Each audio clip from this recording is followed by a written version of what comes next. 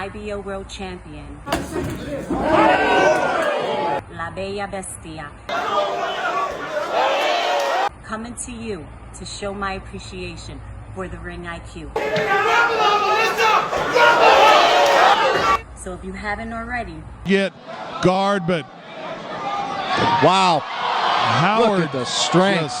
follow and subscribe Ring IQ and check out the relay where they cover today's top boxing news. Welcome to the motherfucking relay. We're covering today's top boxing news. Ow! Okay, we'll start with this per tweet from Michael Benson. Eddie Hearn has revealed he is now planning a show on December 11th, potentially in Liverpool, featuring Conor Benn and Katie Taylor. This will be followed by his December 18th show in Manchester, headlined by Joseph Parker and Derek Chisora 2, with Joshua Buatsi on the card.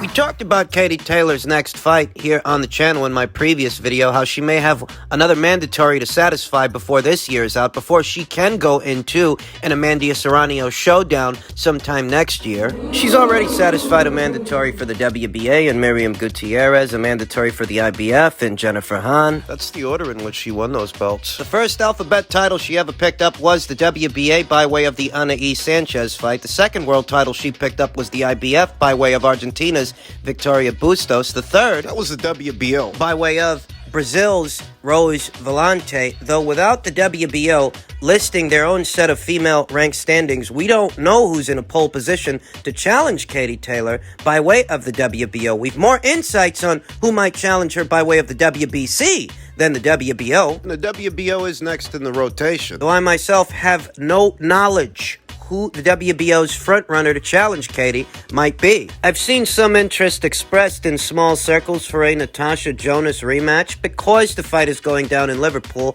Some feel that a Natasha Jonas rematch would be ideal. I myself don't see the need for a second fight. Don't misunderstand me. I'd like to see Natasha Jonas return to action before this year is out. I wouldn't mind seeing Natasha Jonas return to action against Jennifer Hahn, who Katie Taylor just fought in her last fight. I think that fight makes a lot of sense because both women would be rebounding off a loss to Katie Taylor. But as far as a Taylor versus Jonas sequel, a rematch, I don't really see the need for one. Eddie Hearn did state that Katie's next fight would be one of her mandatory challengers. I don't think that's Natasha Jonas. She already fought Natasha Jonas. We'll see who it is Katie ends up fighting. That's for a December 11th show in Liverpool. On December the 18th, he's got another show coming up in Manchester, the Derek Chisora versus Joseph Parker rematch. On the undercard of that rematch, you're going to see Rhiannon Dixon. She's supposed to be making her big Matchroom debut, a debut that was supposed to happen a few weeks ago, but they couldn't find an opponent for Rhiannon Dixon, so they had to postpone her debut. Tough break. So that's Conor Benn and Katie Taylor making her third in-the-ring appearance this year. The December 11th fight would be her third fight in the year of 2021. You got that on the 11th. You've got Joseph Parker versus Derek Chisora on the 18th. Rhiannon Dixon on the undercard. And Joshua Buatsi. And we already knew that they were going to get Joshua Buatsi out there one more time before this year is out. The number 2 ranked Joshua Buatsi by way of the WBA, who is inching closer and closer to a Dimitri Bivol showdown. We've known for some time that's what they were planning. They've been planning to match their challenger, Joshua Buatsi, against their champion, Dimitri Bivol, all in-house. And it's looking a lot like Joshua Buatsi might end up facing the number 3 ranked Dominic Bosel. The number 3 ranked Dominic Bosel that beat the number 1 ranked Robin Krasnicki earlier this month. Next month, when the WBA updates their current ranked standings at light heavyweight, Joshua Buatsi and Dominic Bosel are going to be the number 1 and number 2 guys. and the winner of what could be their fight might move on to become Dimitri Bivol's mandatory challenger going into the year of 2022. That'll set up the fight. The fight between the winner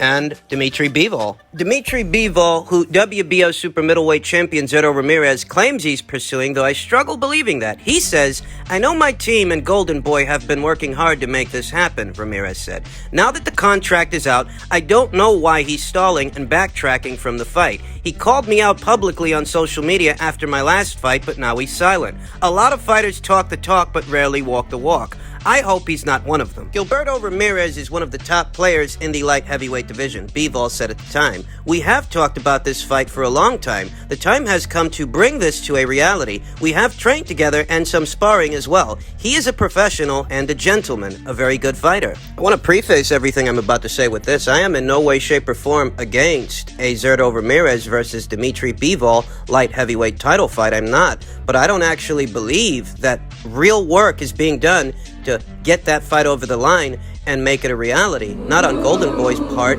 And a part of the reason for that is, Gilberto Ramirez doesn't even have a rank with the WBA.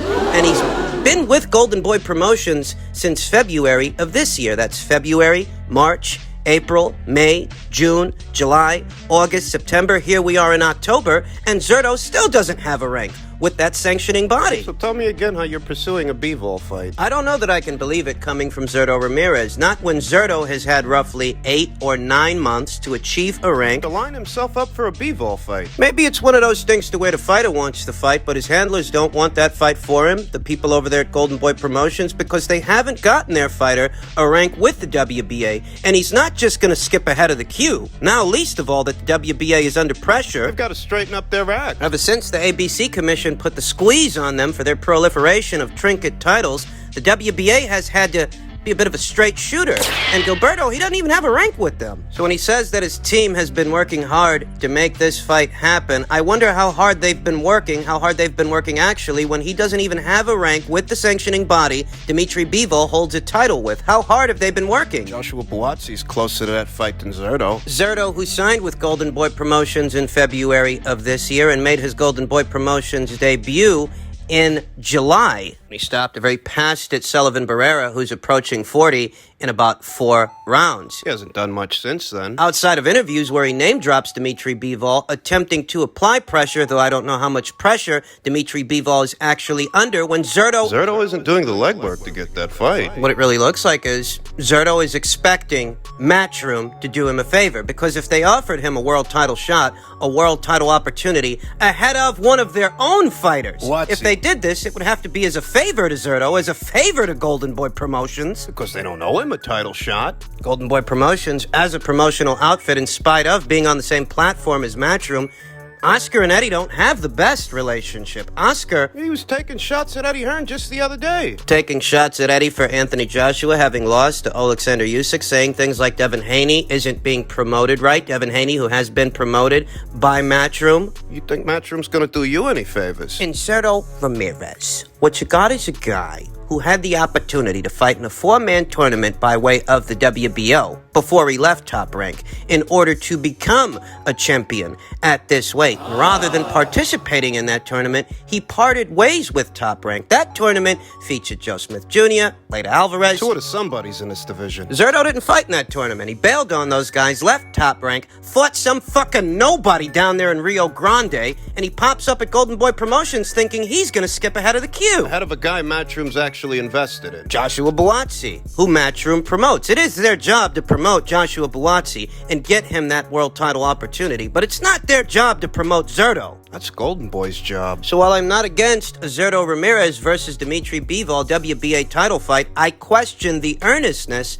of Zurdo's callouts and the quote-unquote pressure he's supposed to be applying. I don't know what pressure Dimitri Bivol's supposed to be under when you're not even ranked by the WBA. So are you people really pursuing this fight? Golden Boy Promotions have had 8 going on 9 months and counting to get Zurdo Ramirez in line for a Bivol fight. Zurdo, who outside of doing interviews, I don't see Guy's clout chasing. no likelihood Bivol may end up fighting Matchroom alum Joshua Buatsi, because Joshua, he got himself a rank with the WBA. Zurdo didn't. And he's climbing up those ranks to get that title shot. Zurdo isn't.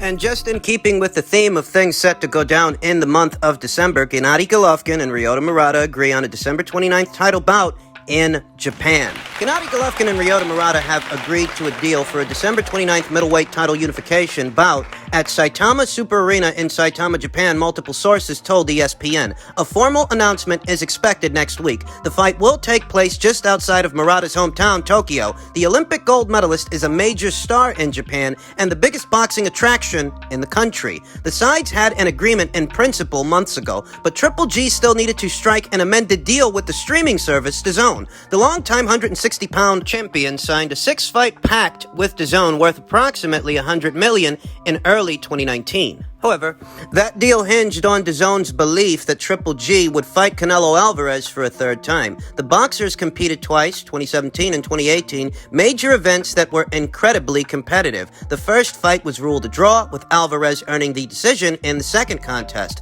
With Triple G and DAZN now on the same page, Golovkin will look to once become unified middleweight champion. Listen, this fight isn't a bad fight. It's not the fight that I take issue with. It's the absence of Triple G for most of this year, and we now know that the reason he was absent was because him and DAZN, they weren't on the same page.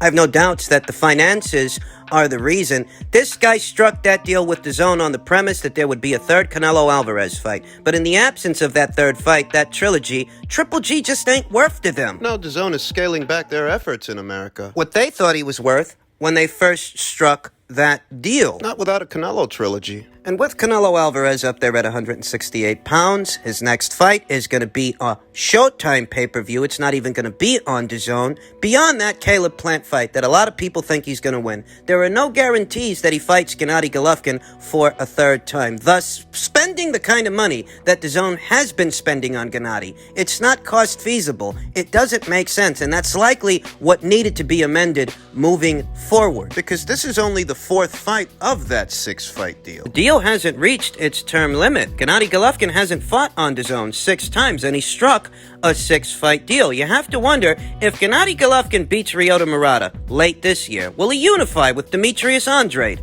early next year? There are a lot of bleeding hearts out there saying that Gennady Golovkin has earned the right to pick and choose who he fights, but they weren't singing that tune when Sergio Martinez opted to fight Miguel Cotto instead of Gennady Golovkin, and Sergio Martinez found himself in a very similar situation to Gennady. An aging champion looking for a payday. There's still a lot of people out there that accuse Sergio Martinez of ducking Gennady Golovkin, and I understand those people because Sergio was a reigning champion, the WBC's middleweight champion. You can't use that excuse and hold a world title at the same time, I get it. Many of Gennady Golovkin's supporters felt that Sergio Martinez ducked Gennady Golovkin. Do those same supporters now feel that Gennady Golovkin is ducking Demetrius Andrade, his stablemate, a guy who fights on the same platform as him? You didn't have to wait till the end of the year to unify titles with somebody. You could have unified titles with Demetrius Andrade. He's got the WBO. And even if the holdup was the contract needing to be amended. Once it got amended, we see who you're fighting. You're fighting Ryota Murata. Ryota Murata, who the night of the fight will not have fought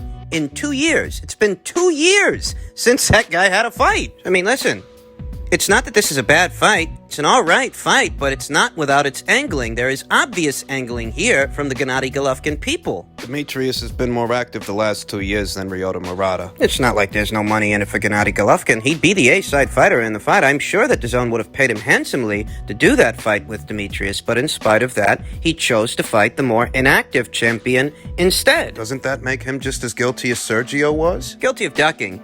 You guys, you can never keep the same energy for every fighter across the board.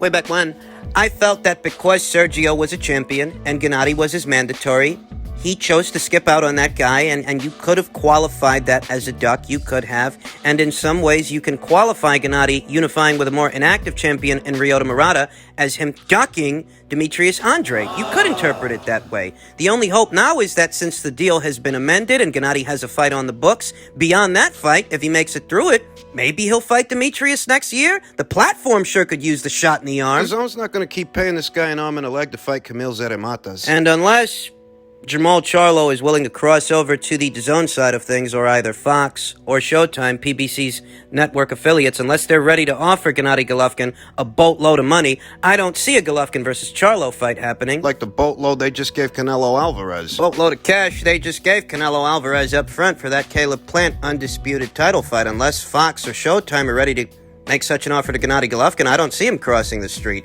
The Demetrius Andrade fight is a more doable fight because they both fight on the DAZN platform. You have to wonder if beyond this Ryota Murata fight in December, will Gennady Golovkin square off against Demetrius next year? We'll see. Finally, ahead of his upcoming rematch with former Unified Champion Anthony Joshua, reigning Unified Champion Alexander Usyk says, "I won't celebrate like Ruiz did, not concerned with Joshua's trainer hunt." Unlike Andy Ruiz, who shocked the world when he stopped Joshua in 7 rounds in 2019, Usyk will not be partying. That's absolutely correct, Usyk said to Daily Mail. "I'm not going to celebrate it like Andy Ruiz did. Everyone is enjoying the flavor of wine, and I keep enjoying the flavor of still water. I've been spending time with my kids," Usyk said. "I've been fishing, walking around, doing nothing, just relaxing. Nothing changed much. I keep thanking the Lord for everything I have in my life. I keep cheering up, loving life, and spending time doing things I love. My son plays football. He is playing in defense. Sometimes he's moving forward, and he dreams to become a world champion." Usyk is not concerned with the possibility of Joshua adding a new veteran trainer to his team. "I don't think anything about this because it's Anthony's business. Let him do whatever he wants. Thank God I have everything sorted in my team. Every member is in place, so it's all good," Usyk said. "I was just thanking the Lord that everything is good in my life." And I think one of the main misconceptions when it comes to Alexander Usyk is that he's this crazy person, this lunatic, this live wire, when in reality, he's a family man. He's centered. He's not some young guy all in his youth, volatile, unstable. No, you're talking about a guy who's centered. He knows what his priorities are. He knows who he is as a fighter. He knows who he is as a person. And it's hard to catch a guy like that asleep at the wheel the way that Andy Ruiz Jr. was asleep at the wheel ahead of the second Joshua fight. Andy Ruiz, who was partying it up a little bit too much, at least according to Andy, he didn't show up fighting fit. And I don't say that to denigrate Anthony Joshua's victory over him, because ultimately it's Andy's job to take care of himself between fights. It's Andy's job to make sure that everything is on the up and up. And if he doesn't do that, he's going to pay the price for it. He did pay the price for it. That's why you can't denigrate the victory. That is not an out that Anthony Joshua has ahead of a rematch with Usyk. It's not an option. Neither is outthinking the guy, outthinking the thinker, the cerebral fighter. Anthony Joshua, he already tried that, and that's why many people feel Anthony's in the right headspace here and now, showing this disdain and this aggression that you can't sweet science this guy. You're better off forcing him to think on his feet than trying to outthink him yourself. You're better off playing your own game and fighting your own fight than trying to beat him at his. Anthony Joshua is looking to make additions to his corner to help him fight the fight that he wants to fight. Which is the opposite of the fight that he fought. The kind of fight that his team, Rob McCracken, his trainer, planned out for him. Anthony Joshua sounds a lot like he wants to be more of a blunt force instrument Than a precision tool. That idea, that notion, isn't without its own set of drawbacks, its own set of consequences, though ultimately it's the right course of action, because I reiterate, you're not going to outthink the thinker. You're not going to out-chess match the chess player. You're in his arena when you fight that kind of fight. What you've got to do is take him out of that arena, take him out of his comfort zone, and force him to fight your fight. Force him to try and adapt to what it is you're doing.